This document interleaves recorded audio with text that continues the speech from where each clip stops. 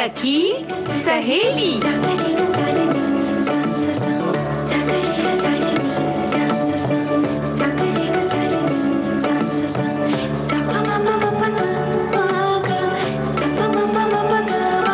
सखी सहेली।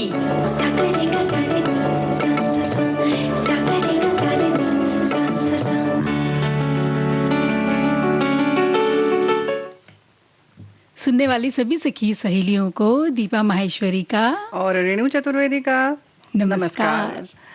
भाई आज तो है ना हम लोग की जो पिटारी जो है सखी सहेली की, उसमें बहुत सारी चीजें हैं जी। और वर्ल्ड आज नट्स डे भी है, तो उस पर भी हम थोड़ी सी बातचीत करेंगे, है ना। और वहीं असफल महिला में हम छवि राजावत के बारे में बातें करेंगे, थोड़ी जानकारी देंगे। और अंतर्राष्ट्रीय हकलाना जागरूकता दिवस है, इसके बारे में जो कि आम समस्या है, हम सब जानते ही हैं जी। उसके बारे में भी थोड़ी सी जानकारी तो हम करेंगे। फूड प्रोसेसिंग है, फूड क्रेविंग्स किस तरीके से होती है वो भी थोड़ी चर्चा करेंगे। और एक बात और है दीपा कि घर तो आजकल हम सब सुधारने पर लगे हुए हैं जी। तो वो भी बात बता लेंगे थोड़ा बहुत जो हम लोग को जानकारी है ना। जी, और भी बहुत सारी बातें होंगी, साथ में होंगे बहुत सारे अच्छे अच्छे सुंदर से गीत। नहीं, ये तो सखियां बताएंगे, देखो कि कार्यक्रम में कि कौन सा गीत उनको अच्छा लगा, है ना। हमारी कोशिश रहती है कि हम कुछ अच्छा लेकर हाजिर हों, लेकिन निर्भर करता है कि हमारी सखियों को कैसा लगा। तो हम भी खुश हो जाते हैं जब वो खुश होती हैं। तो जब उनके कमेंट्स आते हैं हमें पता चलता रहता है कि उन्हें कार्यक्रम कैसा लग रहा है। जी हाँ, कैसा लग रहा है। और आज नवरात्रि का हमारा 7वां दिन है ना जी। और आज के दिन रेणु जी माँ कालरात्रि की पूजा की जाती है, जो कि माँ दुर्गा का ये 7वां स्वरूप माना जाता है। इन्हें शुभंकरी भी कहते हैं। और पौराणिक कथाओं के अनुसार अगर हम चलें, उनकी बात माने तो देवी दुर्गा ने असुर रक्त बीज का वध करने के लिए कालरात्रि को अपने तेज से उत्पन्न किया था। और इनकी उपासना से यानी सभी मनुष्य सर्वथा भय से मुक्त हो जाते हैं, उन्हें किसी तरह का कोई डर भय नहीं रहता है। जी। और आत्मविश्वास में वृद्धि हो जाती है। माँ कालरात्रि का स्वरूप देखने में भले ही थोड़ा सा भयावह है, लेकिन वो दुर्जनों के लिए है। और लेकिन वो हमेशा शुभ फल देती हैं, क्योंकि इनका नाम ही है जैसा शुभंकरी, जो शुभ करें वो शुभंकरी हैं। तो इनकी उपासना से जो होने वाले जो शुभों की गणना की ही नहीं जा सकती, यानी कि जो भी होता है वो शुभ होता है। और सबसे बड़ी बात जैसे तुमने कहा ना कि भय मुक्त हो जाते हैं, जब हम भय मुक्त होते हैं तो सफलता हमारे सामने होती है। और कहते हैं कि माँ कालरात्रि के नाम के उच्चारण मात्र से ही नकारात्मक प्रवृत्तियां दूर हो जाती हैं, और जो हम इसका निरंतर स्मरण ध्यान करने लगे तो बहुत सारी व्याधियों से हमें मुक्ति मिलती है। और एक बात और है कि आत्मबल, और हमारी जो आत्मबल जब बढ़ता है तो जाहिर है कि एक हमारे जो भी कार्य हम करते हैं उसमें एक अलग सी ऊर्जा आ जाती है, उसमें अलग सी शक्ति आ जाती है। और इन दिनों में कुछ अलग ही ऊर्जा का संचार, और सिर्फ एक भजन ही सुन लेते हैं तो मन को बहुत ज्यादा शांति मिलती है। तो पहले एक सुने गीत। जय जय रे जगदम्बे माता, जय जय रे जगदम्बे माता, द्वार तिहारे जो भी आता, द्वार तिहारे जो भी आता, बिन मांगे सब कुछ पा जाता। जय जय रे जगदम्बे माता, जय जय रे जगदम्बे माता।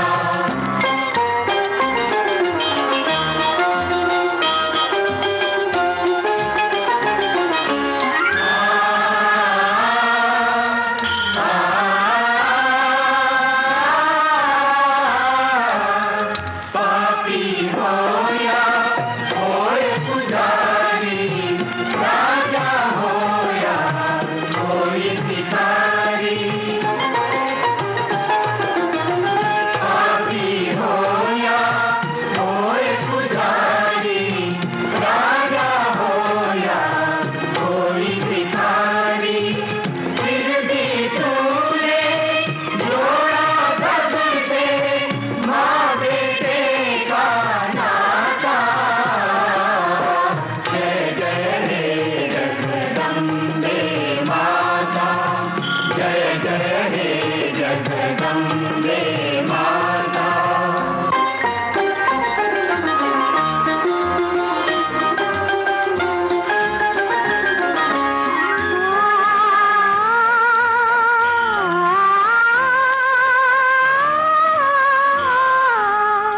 जब जब जिसने तुझको पुकारा,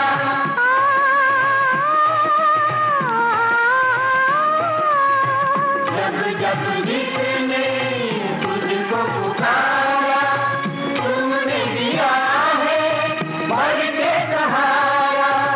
जब जब जिसने तुझको पुकारा, तूने दिया है बढ़ के सहारा। हर भूले राही को माता,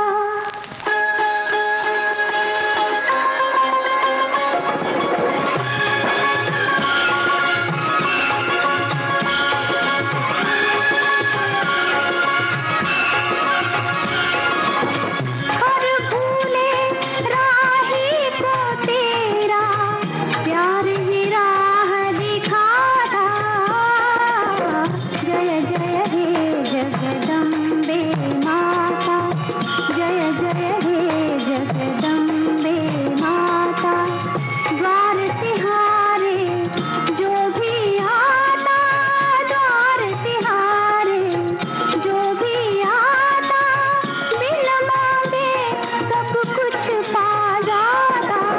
जय जय हे जगदम्बे माता, जय जय हे जगदम्बे माता।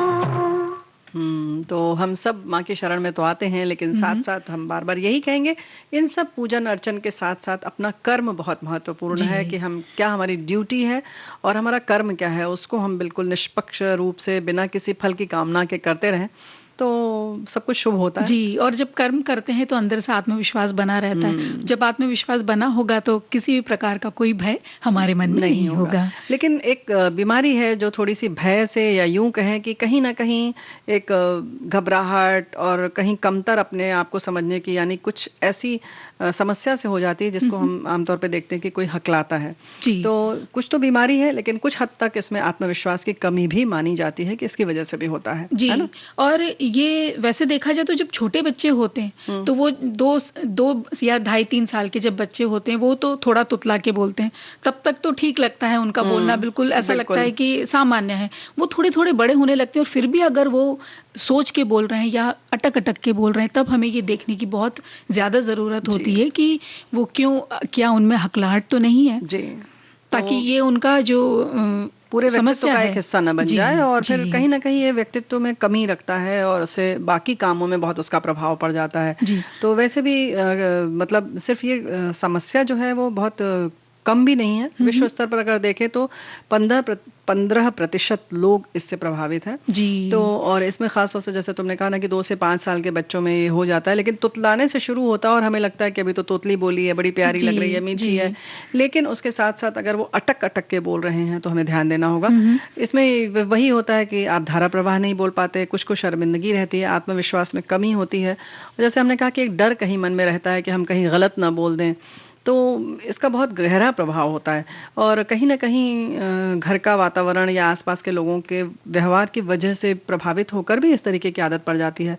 तो ऐसी स्थिति को समझने के लिए और इसका समाधान बताने के लिए ही दुनिया में हर साल 22 अक्टूबर यानी आज के दिन अंतर्राष्ट्रीय हकलाहट जागरूकता दिवस मनाया जाता है। जी, वैसे रेणु जी, ये सच में बहुत ज़्यादा ज़रूरी है कि इस तरह के जागरूकता दिवस मनाई जाए, क्योंकि इसके कई कारण होते हैं हकलाहट के।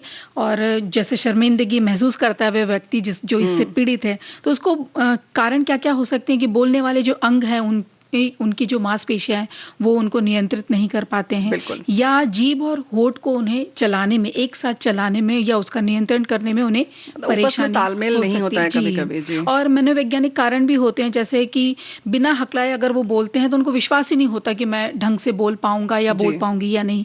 कभी-कभी पारिवारिक कुछ ऐसी चिंताएं होती, या कुछ ऐसा घर का माहौल ऐसा है कि वहाँ हकलाहट शुरू हो जाती है, या वातावरण में बहुत ही तनाव हो तो भी ये समस्या हो सकती हो है। सकती है। और इसमें वही होता है कि इसके लिए जैसा कि है ना कि लगा कि नकारात्मक कहीं विचार होंगे आसपास, या जी। कहीं ऐसा तो नहीं कि बोलते ही उसको डांट पड़ जाती है शुरू से, तो वो डर डर के बोलता है कि बोले नहीं बोले, बोले जी, नहीं बोले, जी। एक बच्चों में ये आती होती है। तो इसलिए जो नकारात्मक जो आपस में भावनाएं हों आसपास घर में, उससे बिल्कुल बचें, कोशिश करें कि सब सकारात्मक हो। जो भी कुछ भी बोले उसका पहले स्वागत करें, जी। उसमें पहले आत्मविश्वास जगाएं कि नहीं आप बिल्कुल ठीक बोल रहे हैं, और उसके बाद जो थोड़ी खामियां हो, जो गलतियां हो या कमी हो, उसकी ओर इशारा तब करें। लेकिन पहले तो जो भी कुछ भी कोई बताए, खासतौर से बच्चों के लिए, क्योंकि वही कुछ नया बताने की कोशिश करते हैं, प्रयास करते हैं, तो उन्हें उनका हमेशा मतलब खुले दिल से स्वागत करना चाहिए जी, पहले तो, कि बिल्कुल। इन्होंने चलो कुछ तो बोला, तो हुँ। इस तरह से आत्मविश्वास बढ़ता है। और फिर जो जी, हाँ, जी। बिल्कुल बिल्कुल। जी, और अगर जैसे बड़ों की बात करें, हुँ। तो उनमें हकलाहट है, तो वो धीरे-धीरे बोलने की कोशिश करें, कभी भी वो तेज़ी से ना बोले, कि उन्हें क्या लगता है कि अगर मैं रुक-रुक के बोल रहा हूँ, तो बाकी सब तो सामान्य बोल रहे हैं और मैं कैसे ऐसे बिल्कुल हकला-हकला के या अटक-अटक के बोलूँ, तो वो तेज़ी से बोलने की कोशिश करते हैं। तो उसके बदले में सोच समझ के धीरे-धीरे अगर वो बोलेंगे, तो ये समस्या कुछ हद तक कम हो सकती है। और बोलने के पहले ऐसे व्यक्ति एक बार मन में सोच लें कि वो क्या बोलना चाह रहे हैं, तब भी इस चीज़ से थोड़ी-सी उनमें कमी आ सकती है। यानी कि आप जब बोलना शुरू करने वाले हैं, तो कुछ वाक्य अपने मन में पहले बना लें आप, कि आप यही वाक्य बोलेंगे, बिल्कुल रट जी। लें, यूँ कहें कि अगर हम कहें सीधे-सीधी भाषा में, तो उस पूरा वाक्य विन्यास पहले कर लें, यानी वाक्य बना लें पहले मन में, क्योंकि अक्सर हम ऐसे ही बोलते रहते हैं, सोचा और बोलने लगे। जी। तो पहले पूरा वाक्य बना लें 2-3 तक, और तब बोलना शुरू करें। फिर देखिए आपको समझ में आ जाएगा कि आपको जब विचार कर रहे हैं, उसी समय जो भी गलती करने वाले हैं, वहाँ पर आप उसको ठीक कर सकते हैं। जी। इसी तरह से अगर बोलते समय छोटे-छोटे वाक्यों का बनावट करें, बहुत लंबे वाक्य बनाने की कोशिश न करें। जी। वाक्य छोटे होंगे तो बहुत आसानी से आप उसको प्रकट भी कर सकते हैं, और उसमें अटकने की या हकलाने जैसी जो बात है, वो बच सकते हैं उससे आप। जी। इसी तरह से छोटे सेंटेंस तो होंगे ही, वाक्य छोटे हों, वहीं पर आपके शब्द जो हों, उन पर भी ध्यान दीजिए। बहुत सरल शब्दों का इस्तेमाल करें, कठिन शब्दों का प्रयोग हो सके तो न करें, जी। क्योंकि बहुत सारी ऐसी चीजें हैं, जैसे कि अंदर आना को हम कह सकते हैं प्रवेश करना, तो प्रवेश की जगह आपने कहा अंदर आ जाए, तो बहुत आसान सा है, जी। और बात वही है, बल्कि उसमें ज्यादा सहजता और आसानी लगती है, तो अच्छा लगेगा, आप खुद उसको समझेंगे धीरे धीरे, है ना। जी, और साथ में गाना गाना ये एक बड़ा ही सुरीला सा उपाय है, कि कई बार देखा होगा आपने, कई रियलिटी शोज़ में भी देखा होगा कि यूँ तो नॉर्मल वो प्रतियोगी बिल्कुल जब साधारण बात कर रहा है तो बहुत हकलाता है, लेकिन जैसे ही वो गाना गाता है, तो उसके इतने सुरीले स्वर निकलते हैं, बिना कहीं रुके, बिना कहीं अटके, वो बिल्कुल। बहुत अच्छा गा पाते हैं। तो ये एक स्पीच थेरेपी में ये भी एक तरीका है, जहाँ पे कि आप चाहें तो बस एक सिंपल क्लास भी ले सकते हैं, जहाँ पे आप गाना गाना सीखें, तो वहाँ पे भी आपका धीरे-धीरे आत्मविश्वास बढ़ने लगता है। बिल्कुल। और इसी तरह से प्राणायाम जो है, जैसे हम बार-बार कहते हैं कि हमारे नर्वस सिस्टम को नियंत्रित करता है, जी। यानी तंत्रिका तंत्र को, तो जाहिर है कि ये सीधे-सीधे कहीं न कहीं जैसे मांसपेशियाँ कमज़ोर हो जाती हैं, इस वजह से हकलाते हैं, या जो तालमेल नहीं होता, ये इन सारी चीज़ों के लिए प्राणायाम बहुत मददगार साबित हो सकता है, कि हम प्राणायाम करें। और जाहिर है कि जो भी अंग या जो भी कम सक्रिय होगी हमारी नाड़ी, या यूँ कहें कि जो कोशिका होगी या जो भी टिश्यूज होंगे, वो एक्टिव हो जाएंगे और जी। सक्रिय हो जाएंगे, और वहां तक कहते हैं ना कि ऑक्सीजन पहुंच जाती है शरीर के हर अंग तक में। तो जी। जब हम प्राणायाम करते हैं, तो इस तरीके की जो छुपी हुई चीजें हैं, वो अपने आप धीरे धीरे ठीक होने लगती हैं। तो जी। प्राणायाम बहुत मददगार हो सकता है। जी, और परिवार का इसमें बहुत ही मुख्य रोल होता है, कि वो जाने कि कारण क्या है, जो जिस सदस्य को हो रहा है ये समस्या है, जी। वो उन्हें क्या कारण है कि घर में तनाव रहता है, या पहले से ही उसमें विश्वास कम है, आत्मविश्वास कम है, या वो पढ़ाई में कमजोर है, क्या-क्या कारण ऐसे हैं, जी। वो पता लगाएं। बिल्कुल। पता लगाने के बाद जाहिर है कि पता लगाने का मतलब यही है कि उसको दूर किया जाए, जी। जो भी दिक्कत है उसको उसका समाधान किया जाए। उसके साथ-साथ एक बात और है, जैसे बच्चा कोई हकला रहा है, तो इसके लिए उसे डांटे नहीं, कैसे कैसे बोल रहे हो। आमतौर पर हम सीधे यही कहते हैं ना, जी। ऐसे कैसे बोल रहे हो। अरे उसको बता दीजिए कि कैसे बोलना है, या आप बोल बोल कर बताएं। जैसे वो बोल रहा है, पहले उसको बताएं कि तुमने देखो बेटा ऐसा बोला था, और अब तुम्हें ऐसे बोलना है। जी। तो एक आपको बताना पड़ेगा, क्योंकि बच्चे अनुकरण से सीखते हैं। तो आप उनको ठहर ठहर के बोलकर बताएं, और बताएं कि बेटा देखो ऐसे बोलो, एक बार फिर रुको, देखो अब तुम फिर से बोलो, और जी। ऐसे बोलो, जी। सीधे बोलो, ये मत बोलो तुम रुक क्यों रहे हो, तुम अटक क्यों रहे हो, नहीं। फिर वो और घबरा जाते हैं और उसमें उनकी समस्या और बढ़ जाती है। जी, और उनकी बातें भी ध्यान से सुनना चाहिए कि वो बोलना क्या चाह क्या रहे हैं। चाह रहे हैं। क्योंकि अगर छोटा बच्चा है तो वैसे ही वो बोल तो पाते नहीं, पूरे जी। उनके वाक्य वो बना नहीं पाते, और क्या भावना है उनके अंदर की वो समझना भी है। बड़े हैं तब भी हमें धैर्य रखना और उनकी बातें पूरी सुननी है। बिल्कुल। जी। तो ये धैर्य जो रखना बहुत ज़रूरी है, क्योंकि आमतौर पे घबराहट होती है माता-पिता को कि अरे बच्चा ऐसे कैसे हो गया। ऐसे घबराएं नहीं, और हकलाना। वैसे दीपा एक बात और हम यहाँ पर कहना चाहेंगे कि बहुत बड़ी समस्या नहीं है, जी। अगर कि धैर्य रखने की बात के लिए स्पेशल कह रहे हैं हम, कि इतना ना परेशान हो जाएं, कोई बहुत बड़ी विकट समस्या नहीं है, एक छोटी सी कमजोरी है, कमी है। उसके बावजूद अगर बाकी उसकी जो कुशलता है, कौशल है, उसको अगर विकसित कर दिया जाए तो ये बहुत किनारे कहीं पीछे रह जाएगा, और ये कारण नहीं बन सकता किसी की भी सफलता हासिल करने में। जी। तो बेहतर है कि अगर नहीं ठीक हो रहा है तो इसको लेकर इतना भी परेशान ना हो, और बहुत सारे आयाम हैं ज़िंदगी में, उसकी अपनी ज़िंदगी में उसकी जो खूबियां हैं उनको निखारें, उनको देखें कि क्या कर सकता है वो, और फिर वो देखिए हो सकता है अपने आप हकलाना भी ठीक हो जाए। बिल्कुल।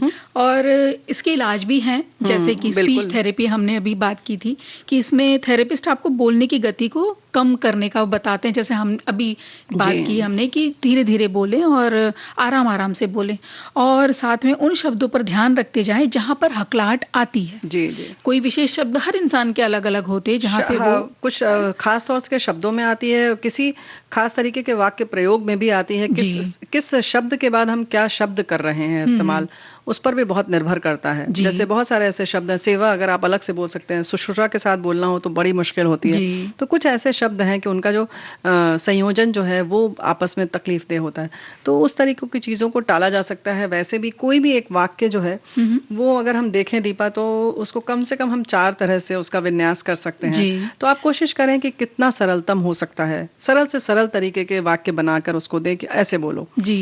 तो और देखिए सिखाना ना, भी बहुत हाँ आसान होता है, जी। सिखाना चाहिए। और रेणु जी सामान्यतः जो बिल्कुल नॉर्मल बोलते हैं वो भी तो कभी-कभी अटक जाते हैं कोई हाँ, बात बिल्कुल। बोलने नहीं, में। वो तो है ही, इसीलिए तो इस तरीके की चीज़ें हैं। लेकिन अब तो थेरेपी बहुत तरीके की आ गई हैं, जीभ की और तरीके की बहुत सारे व्यायाम करवाए जाते जी। हैं, बहुत तरीके की सेक होती है, बहुत तरीके के और भी इलाज होते हैं, तो थेरेपी से भी ठीक हो जाता है। जी, और इसके अलावा एक और है कॉग्निटिव बिहेवियरल थेरेपी, जिसमें ये एक साइकिल थेरेपी है, जिसमें मनोवैज्ञानिक तौर पे क्या किया जाता है कि जिस व्यक्ति को ये सोचने की शक्ति और व्यवहार में सुधार लाने की ज़रूरत है, तो उसको मदद करते हैं ये साइकोथेरेपिस्ट, और बोलने की प्रक्रिया को ठीक करने की कोशिश की जाती है। क्या बात है! तो बोलने की प्रक्रिया तो ठीक हो जाएगी, लेकिन फिलहाल हम एक गाना सुना देते हैं, चलिए। है ना?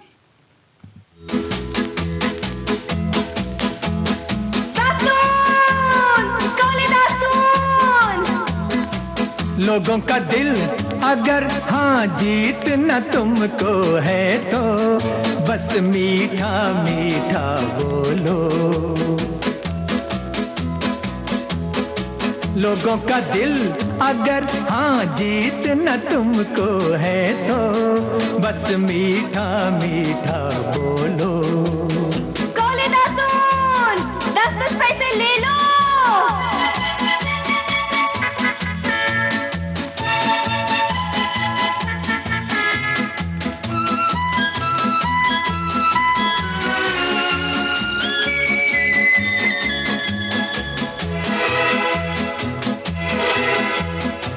चले है जैसे कहीं शीशे पे यारी, कानों को लगे है आवाज तुम्हारी।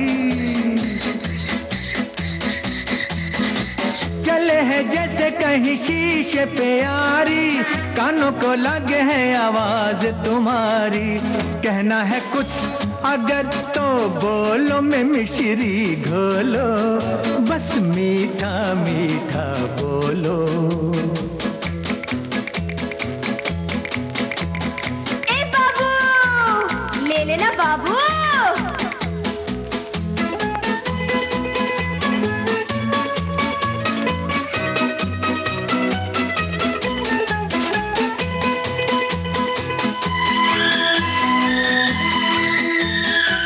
साज छुपा है जब जब सीनाए दिल में, गीत तुम्हारे हैं क्यों फिर मुश्किल में। साज छुपा है जब सीनाए दिल में, गीत तुम्हारे हैं क्यों फिर मुश्किल में। सबसे तुम्हें अगर हाँ आगे बढ़ना है तो बस मीठा मीठा बोलो, ला ला ला ला ला ला ला ला ला ला ला ला ला।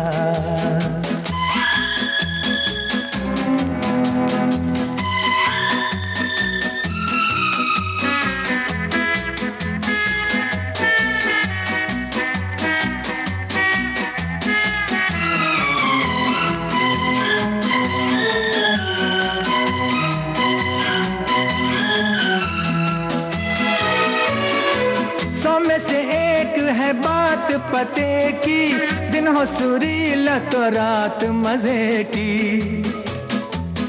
चुप खड़ूस। 100 में से एक है बात पते की, दिन हो सुरीला तो रात मजे की। अपना ये माल अगर हाँ बेचना तुमको है तो बस मीठा मीठा बोलो।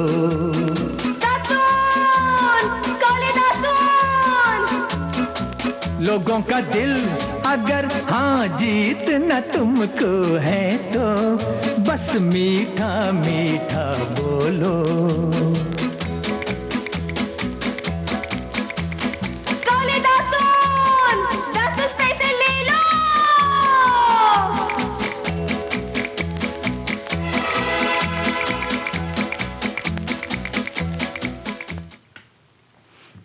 भाई मीठा बोलना तो बहुत ज़रूरी है, लेकिन जैसा कि हम लोगों ने कहा अगलाना अपनी जगह है, लेकिन फिर भी जो लोग बहुत सामान्य तौर पर ठीक ठाक बोल लेते हैं उनके लिए भी बहुत ज़रूरी है कि वो मीठा बोलें, है ना।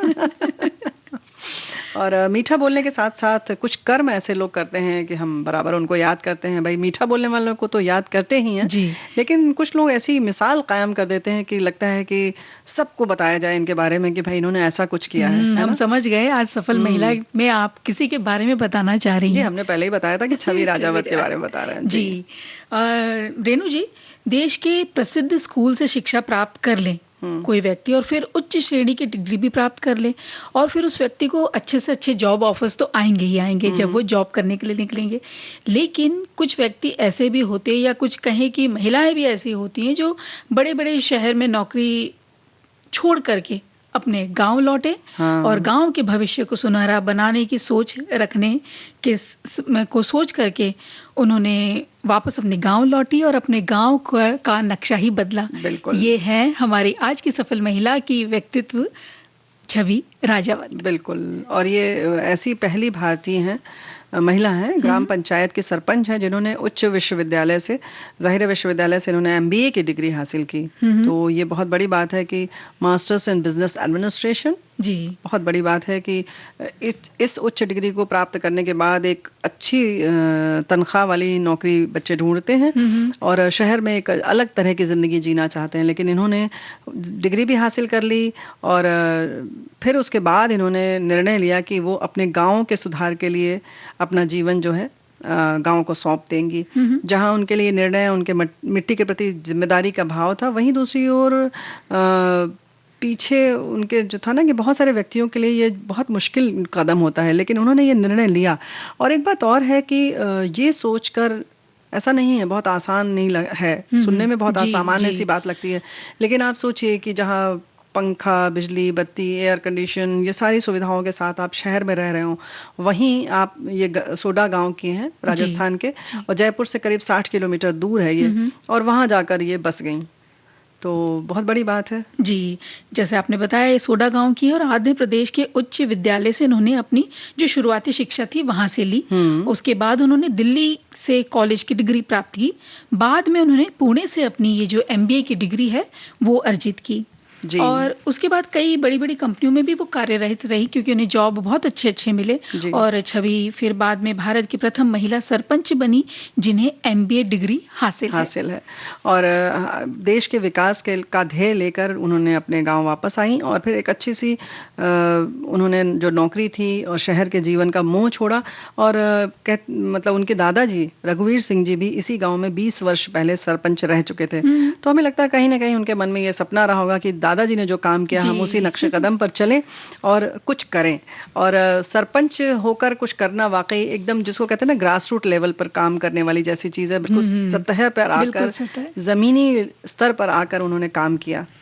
और विशेष तौर पे गांव में महिलाओं के करीब होते हुए उन्होंने बातचीत करना, उन्हें लगा कि महिलाओं से बातचीत करना बहुत जरूरी है क्योंकि जब वो पहुंची थी गांव तो बहुत वहां की हालत स्थिति कुछ अच्छी नहीं थी। जैसे वहां पानी नहीं था, वहां पे बिजली की व्यवस्था भी बराबर नहीं थी। पानी जो था वो इतना गंदा था कि कहते हैं कि सिंचाई भी अगर वहां करे तब भी शायद उनकी खेती भी खराब हो सकती, इतना पानी पहले खराब आता था। लेकिन उन्होंने इन हर समस्याओं का कुछ ना कुछ समाधान वो निकालती रही, कोशिश करती रही, घर जाती थी और जैसे शाम हो जाती है तो वो निकल पड़ती है पूरे गांव के भ्रमण के लिए और हर घर में जा के पूछती हैं कि आपको क्या क्या समस्याएं हैं। वैसे देखा जाए तो सरपंच की जिम्मेदारी यही है। अलग बात है कि अब लगता है कि ये आश्चर्य की बात है और मतलब ये सचमुच सरपंच की यही जिम्मेदारी है कि हर गांव में मतलब हर घर की समस्या को सुने और उसका समाधान करने की कोशिश करें। इन्होंने कुछ वैसा ही किया, अपने गांव की काया ही पलट दी क्योंकि जो पानी जैसे तुमने कहा नहीं आता था, फसलों की सिंचाई में भी परेशानी होती थी, तो उन्होंने उसके लिए वर्षा का जल संचयन किया यानी रेन हार्वेस्टिंग जैसी सुविधाएं लागू कराई और खास तौर से महिलाओं के लिए हर घर में शौचालय बनवाने की कोशिश की कि इस बात का ध्यान रखा कि हर घर में शौचालय हो ताकि महिलाएं जो हैं, हमारी बहनें जो हैं वो बाहर न जाएं, सुरक्षित रहें घर में। उनके गांव तक आने के लिए पक्की सड़कों का निर्माण करवाया। वहीं पर इन्होंने बाकी सारी सुविधाओं को देखते हुए और ज़रूरतों को देखते हुए बैंक में एटीएम भी खुलवाया, गरीब परिवार को सस्ता राशन मिल सके ऐसी सुविधाएं करवाई। जी, और गांव की लड़कियां शिक्षित हो इस बात पे भी वो काफ़ी काम कर रही हैं। गांव में शिक्षा और रोजगार के भी अवसर खुले, इस पे भी उनका बहुत विशेष इन दिनों ध्यान है कि वो चाहती हैं कि यहीं गांव में ही रोजगार मिले। बहुत बड़ी बात है।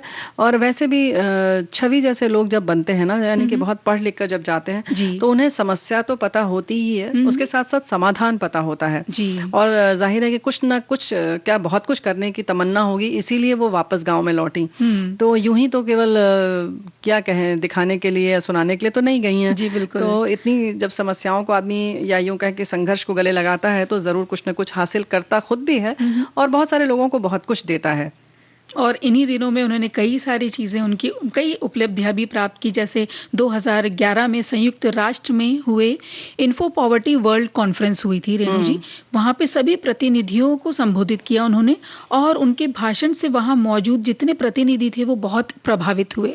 बहुत बड़ी बात है। और वहीं 2013 में नव स्थापित भारतीय महिला बैंक के निदेशक मंडल में भी इनकी नियुक्ति हो गई।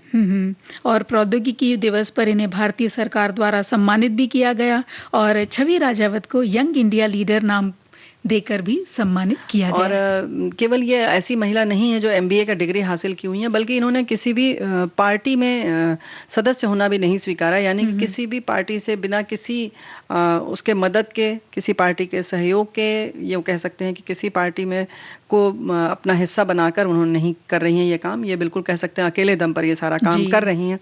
तो लगता है ना कि कहीं ना कहीं आपके मन में इच्छा हो और आप एक बात निर्णय कर लें तो कुछ भी कर सकती हैं, है ना।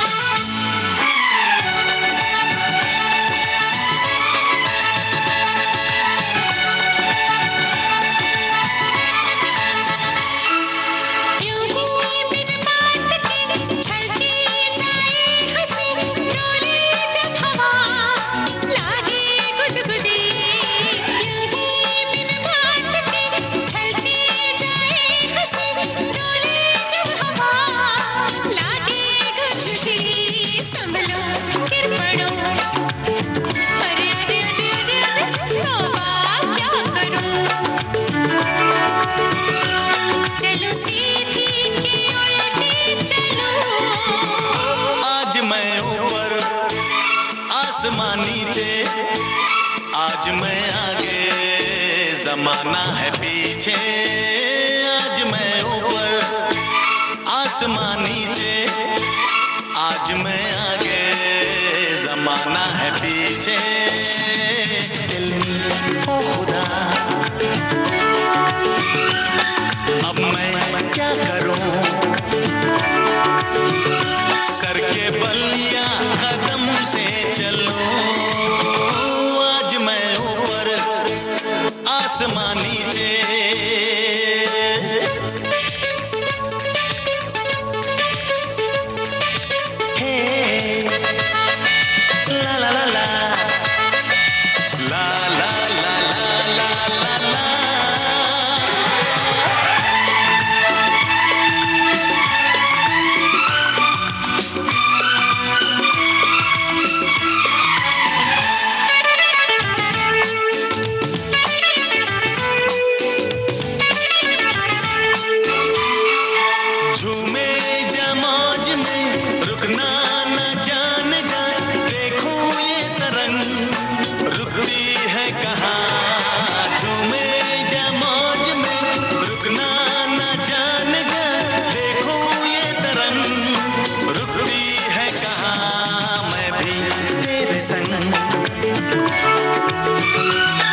इन लहरों पे चलूं,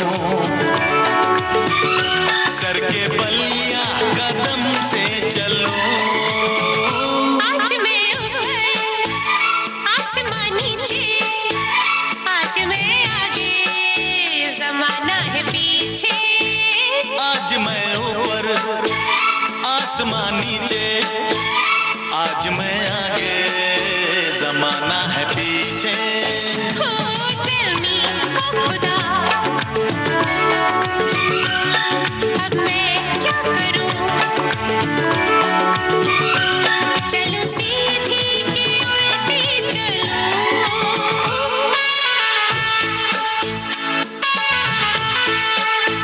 ला ला ला ला ला ला ला ला ला ला ला।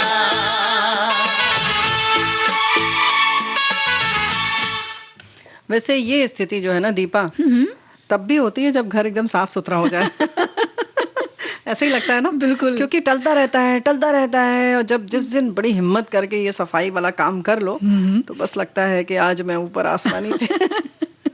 भाई हम लोग बहनों की तो यही स्थिति होती है और हमने सब अपनी सखियों के चेहरे पर ऐसी ताजगी और खुशी देखी है। और इन दिनों ये हाल है ना रेणु जी की, वैसे ही कोरोना काल चल रहा है तो अतिरिक्त काम तो हो ही रहे हैं, करना ही है। बिल्कुल और है। ऐसे में देखिए साल भर की सफाई तो निकलती है और सब लोग कर ही रहे हैं थोड़ा बहुत अपने अपने स्तर पे, कोई ज्यादा कोई कम, लेकिन हर जगह शुरू तो हो गई होगी शायद हो गई साफ होगी, सफाई। क्योंकि वैसे भी दशहरे के समय सफाई होती है और दीपावली हमें लगता है ये त्योहार भी शायद इसीलिए बना हुआ है कि इस समय हम लोग बारिश के बाद जो घर में गड़बड़ियां हो जाती है ना, वो सब जगह जगह से रोता धोता जो घर हो जाता है उसको ठीक कर लिया जाए। तो इसीलिए शायद ये हम लोग क्या ये परंपरा बनी हुई है, कीड़े मकोड़े बहुत आ जाते हैं तो साफ सफाई करना बहुत जरूरी है, बहुत जरूरी है। और जब तो सफाई शुरुआत कहाँ से की जाए, यही मैं भी आपसे यही पूछना चाह रही थी कि भाई शुरुआत कहाँ से करें। तो शुरुआत ऐसा लगता है रेणु जी की कुछ ऐसी ऐसी चीजें होती हैं घर में जो साल भर तक यूज नहीं होती, उनका इस्तेमाल ही नहीं होता, तो उनका क्या किया जाए? उन्हें हटा दिया जाए या किसी जरूरतमंद को दे दिया जाए? क्या करना चाहिए उनका? बिल्कुल बिल्कुल। तो यानी कि जो हम लोग सबसे पहले आप कपड़ों की ओर देखें, अलमारी तो आप जरूर जाहिर है कि हर महीने में एक बार ठीक करती होंगी, लेकिन इस समय खूब जिसको कहते हैं ना डीप क्लीनिंग, हम लोग जैसे फोन में करते हैं और चीजों में करते हैं, तो बिल्कुल उनको देखें कि अक्सर आप जैसे हम फोन अगर अपना साफ करते हैं तो वो कहता है ये ऐप आपने 1 साल से प्रयोग में नहीं लाया है, इसको हटा दीजिए। तो कुछ इसी तरह से हम कपड़ों के बारे में कर सकते हैं। तो उसको देख लें कि अगर आपने 1 वर्ष से नहीं पहना है यानी कि आपको जरूरत नहीं है, बिल्कुल, तो वो हटा दीजिए या किसी को दे दीजिए। हटाने से मतलब वही है कि पहले आप अपनी अलमारी से निकालिए, बाद में तय करेंगे कि कहाँ जाएगा वो।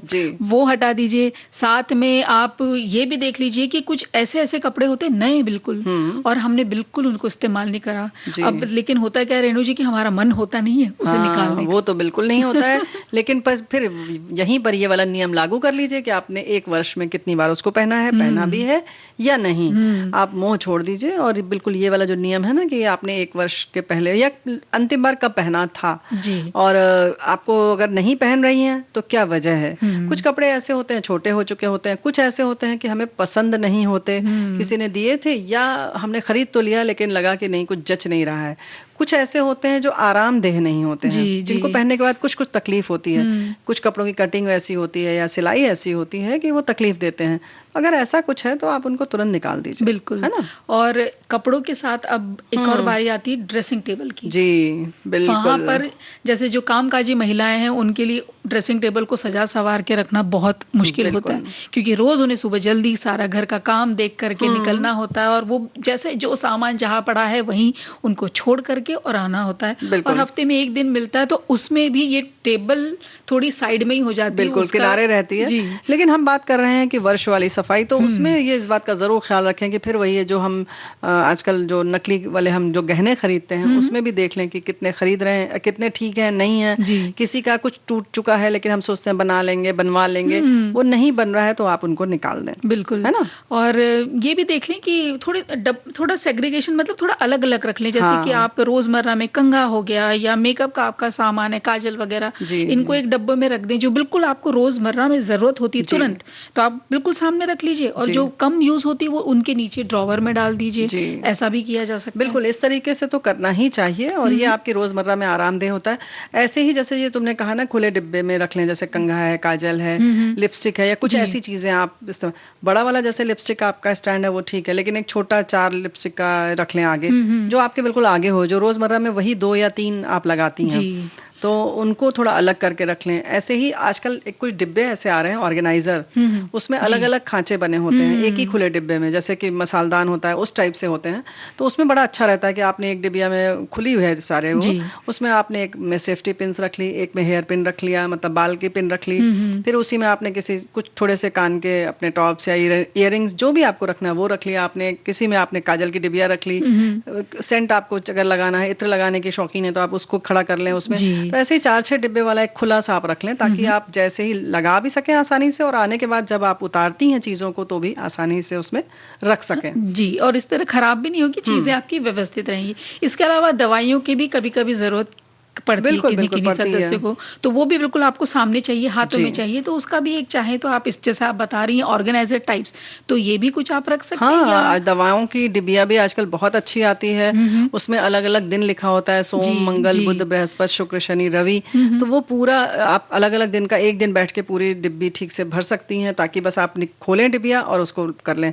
रोज आपको उसको रैपर में से निकाल के और याद करने की जरूरत नहीं है कि अब कौन सी खानी है कौन सी नहीं खानी है। तो ये सारी चीजें बहुत कुछ इस तरीके के जो डिब्बे आ गए हैं वो बहुत सुविधाजनक हैं, उनको खरीद भी लें। बल्कि इस दीपा एक दिन तो हम इस पर कार्यक्रम भी करना चाह रहे हैं कि इस तरीके की जो छोटी छोटी चीजें हैं हम देखते हैं बाजार में, लेकिन हमको लगता है नहीं नहीं नहीं नहीं हमारा जो रहने का तरीका है वो बिल्कुल ठीक है, ऐसा नहीं है, आप उनको खरीदें। ऐसे ही जैसे कि इयरिंग्स रखने का, कान के झुमके लटकाने का एक हैंगर जैसा आता है, 3-4 खाने का आता है, लाइनें होती हैं उसमें, उसको आप खरीद लें। फिर देखिए कितना आराम है, आपको ये डिब्बिया खोलने बंद करने की जरूरत ही नहीं है। आपकी जहाँ साड़ियाँ या सलवार सूट टंगे हैं वहीं हैंगर में आपने टांग दिया, और इयरिंग सब सामने दिख रहे हैं सारे रंग के, तो आपको जो पहनना है वो आपने पहन लिया। और इस तरह के दुपट्टे का भी हैंगर आता है, जिसमें सामने बिल्कुल आप डाल सकते हैं और आप अपने मैचिंग का तुरंत निकाल सकती हैं। ढूंढने की जरूरत नहीं है, दुपट्टा है छोटा सा कहीं गिर जाता है, आगे पीछे किसी कपड़ों के बीच में दब जाता है। ऐसे ही चूड़ी रखने का भी स्टैंड जैसे आता है हैंगर, उसमें भी 4 करीब खांचे होते हैं। आप बस एक जिस लाइन को आपको में से निकालना है हैंगर में से, उसको आपने खोला उसका लॉक, उसमें से निकाला और आराम से बाकी रख दी, तो आपको एक साथ सारी चूड़ियां दिख जाती हैं। नहीं तो अक्सर होता क्या है, जब हम वापस आते हैं तब देखते हैं अरे इस साड़ी की मैचिंग तो थी चूड़ी और हमने पहन कुछ और लिया, कल वाला ही पहन लिया। तो कुछ इस तरीके की चीजों से हम बच सकते हैं। ये तो वाली कहानी तो शायद घर घर की है कि अरे ये तो थी मेरे पास और इस्तेमाल लेकिन ये ऑर्गेनाइजर्स की जो बात हम कर रहे हैं, ये छोटी छोटी चीजें हैं, इनको खरीद के हम बड़े सुविधाजनक तरीके से रह सकते हैं। तो अब कहाँ चले, रसोई घर का बिल्कुल चलना ही पड़ेगा। तो रसोई घर को भी डीक्लटर करना यानी कि सफाई करना, यूं तो महीने में या 2 महीने में सभी हमारी सखियां करती ही होंगी, वो बहुत जरूरी भी है। और कई बार ऐसा होता है, कई घरों में ऐसा देखा है कि सदस्य होते हैं कम और सामान होता है बेहिसाब, बहुत होता है। तो ऐसे में हो सकता है आपके यहाँ मेहमान बहुत आते होंगे, या हालांकि इन दिनों तो अभी कम है ये सब चीजें आना जाना, नहीं, लेकिन सामान तो हम नहीं कम कर सकते।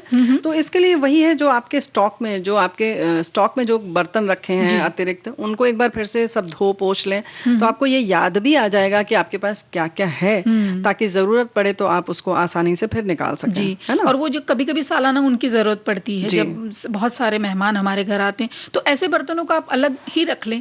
जरूरी नहीं है, अगर आपके घर में जगह है तो कहीं और रख ले, उसे जरूरी नहीं है कि आप किचन में ही रखें, रसोई में ही उन्हें रखें। बिल्कुल दीपा, एक बात और है कि जब हम इस तरह से एक बार चीजों की सफाई करते हैं तो हम कुछ न भी निकालें, तो उनको जब व्यवस्थित भी रख लेते हैं तो अच्छी खासी जगह फिर से बन जाती है, जी। और वो बहुत अच्छा सा लगने लगता है। जैसे हमने कहा ना, आज मैं ऊपर हो जाती हूँ फिर तो वो अपने आप हो जाता है, क्योंकि बहुत व्यवस्थित हो जाता है, फिर याद आ जाता है।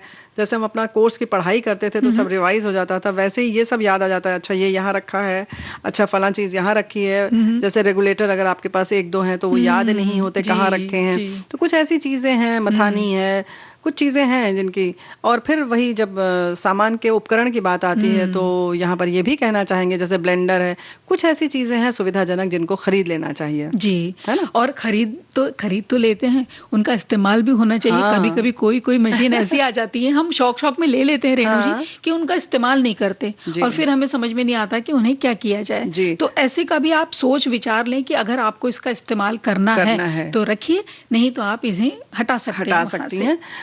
वैसे तो हटाने की बात चल रही है, लेकिन जो हमने जैसे कहा कि अपने आप ड्रेसिंग टेबल के ऑर्गेनाइजर्स खरीद सकती हैं, वैसे ही जैसे कि आजकल कलछी, बेलन तो नहीं, जैसे उन सबको टांगने के लिए स्टैंड बहुत कायदे से आ रहे हैं, उनको खरीद लें।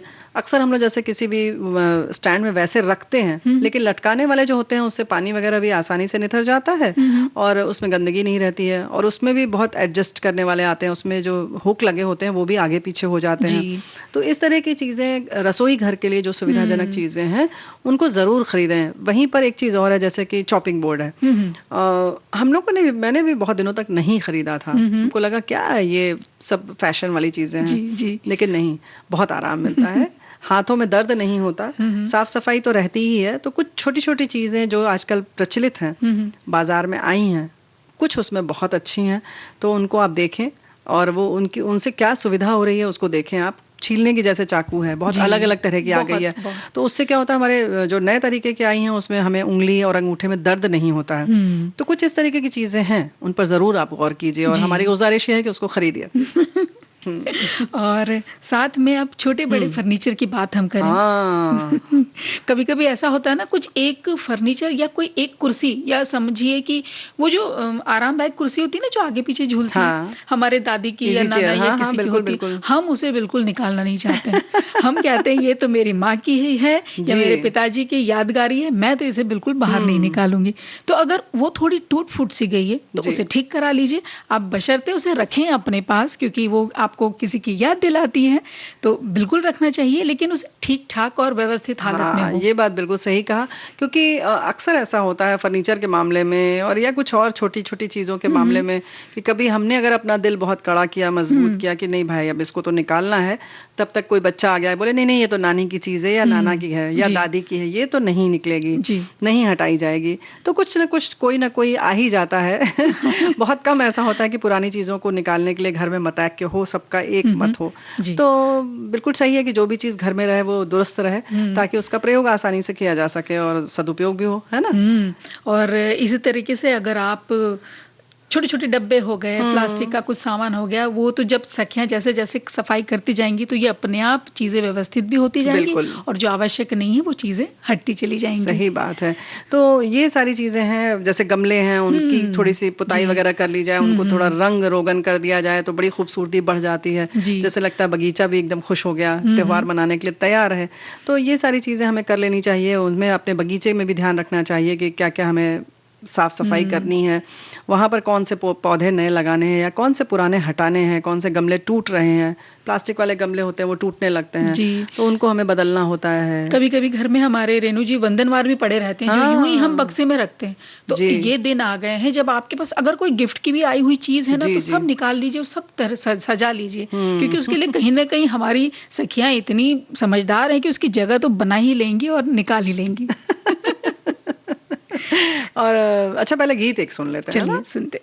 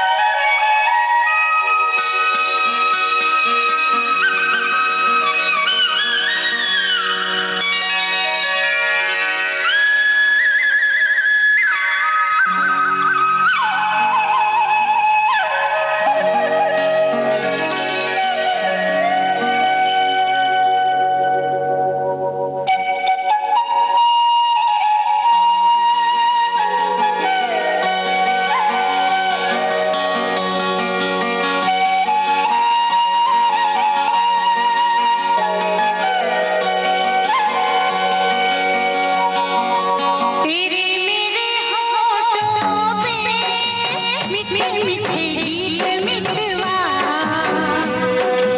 आगे आगे चले हम पीछे पीछे प्रीत मितवा तेरे मेरे होठों पे मीठे मीठे गीत मितवा आगे आगे चले हम पीछे पीछे गीत मितवा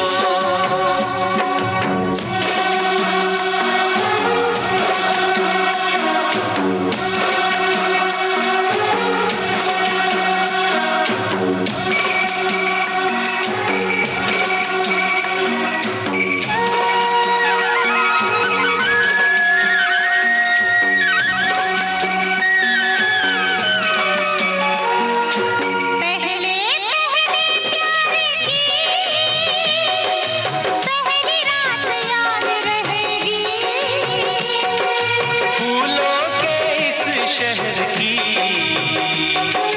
मुलाकात याद रहेगी काश यही सारी उम्र यूं ही जाए बीत मितवा आगे आगे चले हम पीछे पीछे प्रीत मितवा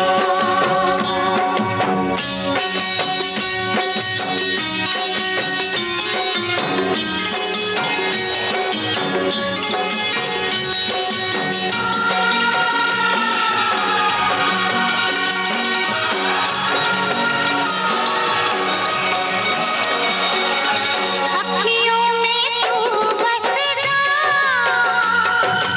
अखियाँ बंद कर लो अखियों में तू बस जा अखियाँ बंद कर लो पहले अखियों से बातें मैं चंद कर लूं तेरी इन्हीं बातों ने लिया मुझे जीत मितवा आगे आगे चले हम पीछे पीछे प्रीत मितवा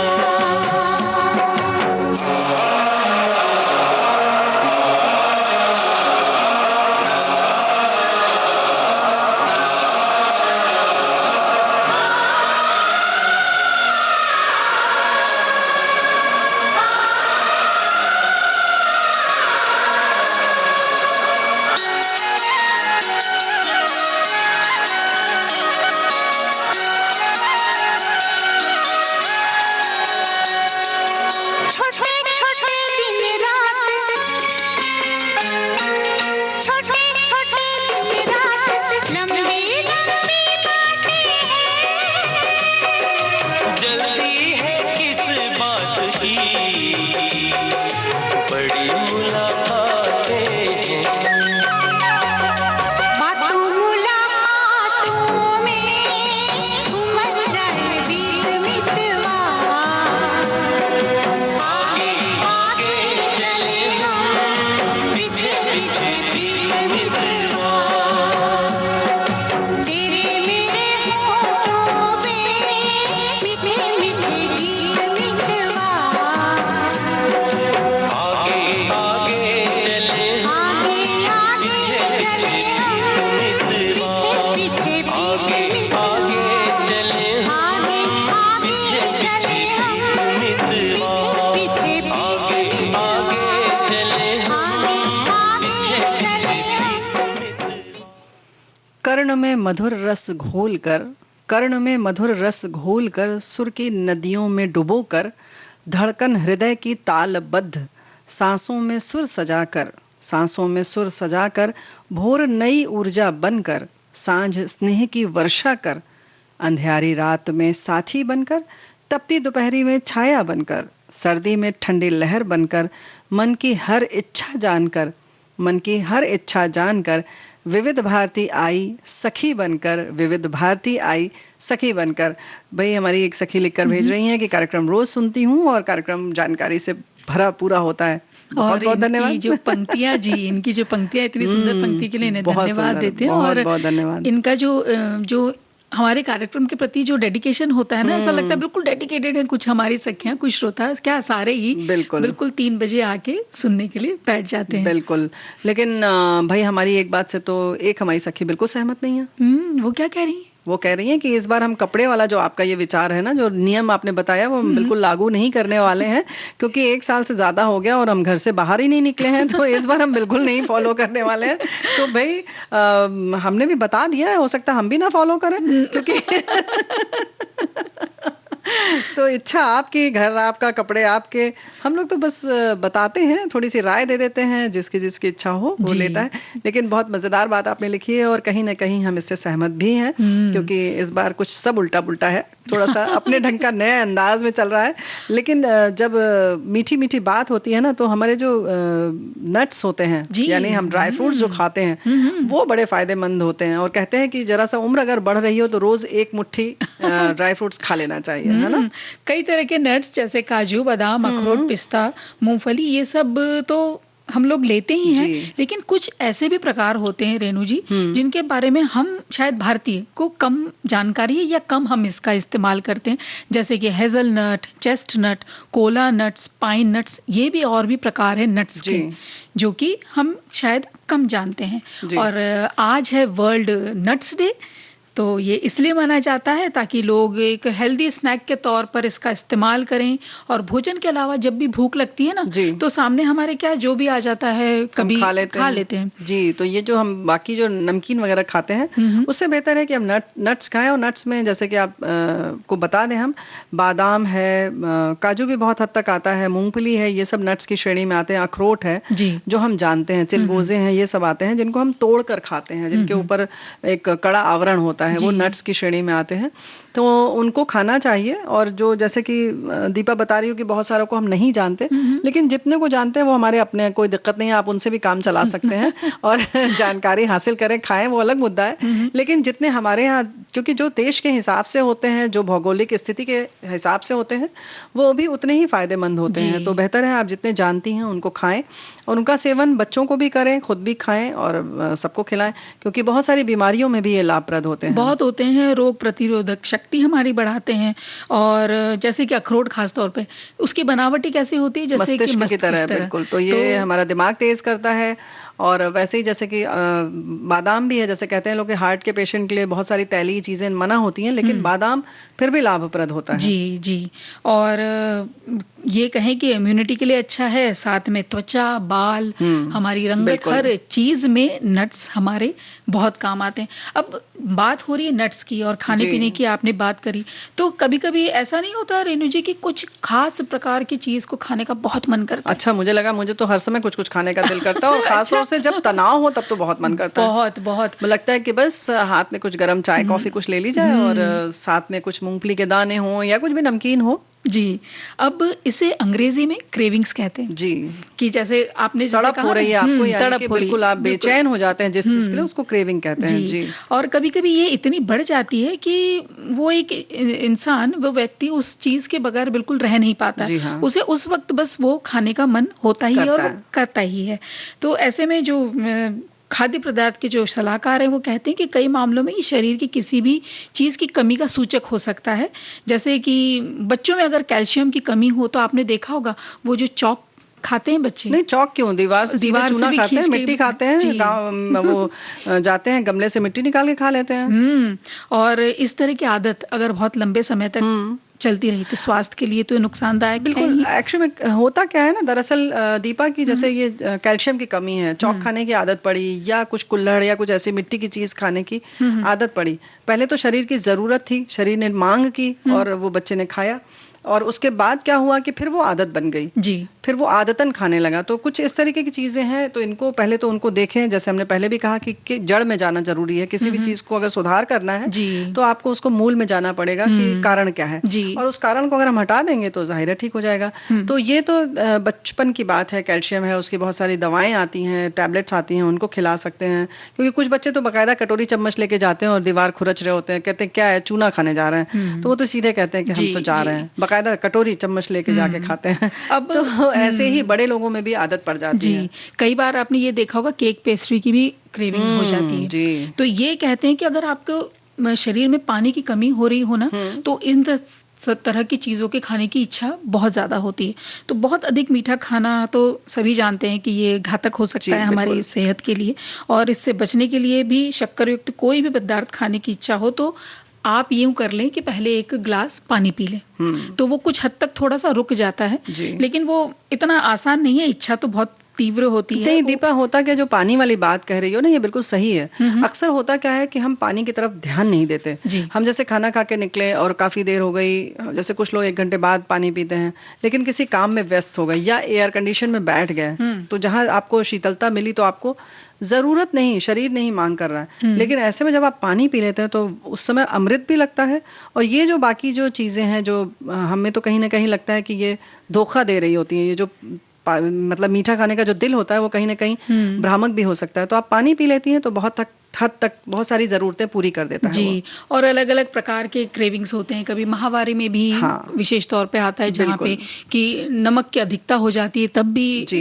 एक प्रकार की क्रेविंग हमारे शरीर में उत्पन्न होती है। तो वो चाहे जो भी हो, हमें इसका एक समाधान कहीं न कहीं ढूँढना बहुत ज़्यादा पड़ेगा। ज़रूरी है। बिल्कुल।